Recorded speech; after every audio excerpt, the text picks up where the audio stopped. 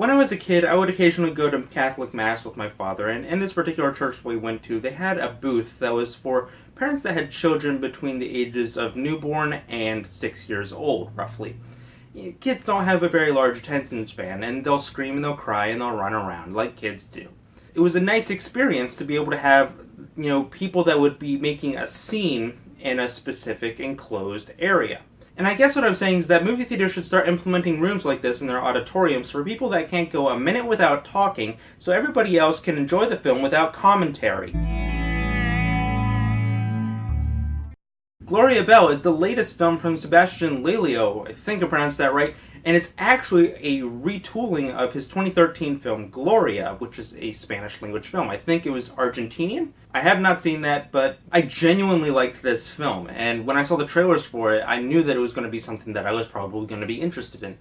Of course, as soon as you slap A24 on there, I'm probably going to like it. But I genuinely found myself very invested and genuinely relating to the main character, which is odd because I'm not a divorced middle-aged woman. Julianne Moore carries this picture. She is the star. She is fantastic. She's likable, she's funny, she's charismatic. When the emotions get real, you feel for her, you feel with her. And of course you got other great stars in this film. You got Michael Cera, you got John Turturro, you got Brad Garrett.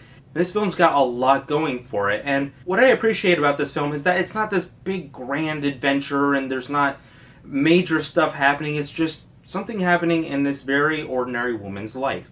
And I really appreciate the fact that maybe about the first 15 minutes of this film is spent showing you exactly the life of this person, not her entire backstory, but just where she is now.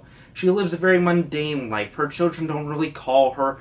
They're interested and wrapped up in their own lives. She works a 9-to-5 job, and she's constantly struggling with noisy upstairs neighbors. She's going to disco clubs to meet other people around her age, try and hit it off with somebody. I don't want to say that she's desperate for a relationship, but she is definitely looking for something. She's looking to fill a void.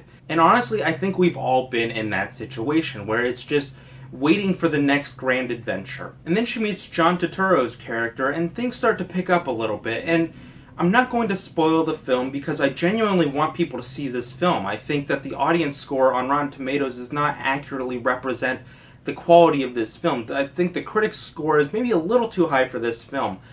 But I do think that this is a film worth watching because this is a good movie. And much like Roma, you kind of have to be in the mood for a slice-of-life picture because this movie moves at its own pace, and I appreciate that. Me personally, I prefer when, if it's a slice-of-life film, a filmmaker chooses to have the story take its time, so you can actually get invested in the characters, so you can actually get involved with their story, so you can feel what they're feeling. It's just not one step after the other and then the end. Something I really appreciate about this film is the soundtrack, and yes, it's a lot of 70s disco songs, and I'm okay with that, but the songs serve the scene. If you've seen the trailer, you've seen her singing in the car, and she sings in the car quite a bit. But instead of the song just being a random selection, the song actually serves a point. It serves to accent where she is in the story. In the morning, she's singing upbeat songs. When she's driving home from work, she's singing a little bit of a sadder song. When her daughter leaves to move to another country, she's not singing in the car. There's no music in the car. And I'm not saying that it's the most profound thing to have songs that complement a scene, but I am saying that there's a tendency to just kind of overlook the song's actual meaning